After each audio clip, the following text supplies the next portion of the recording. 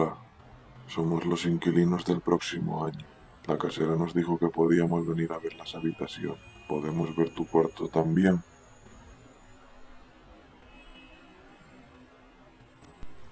Sí, pero hay una persona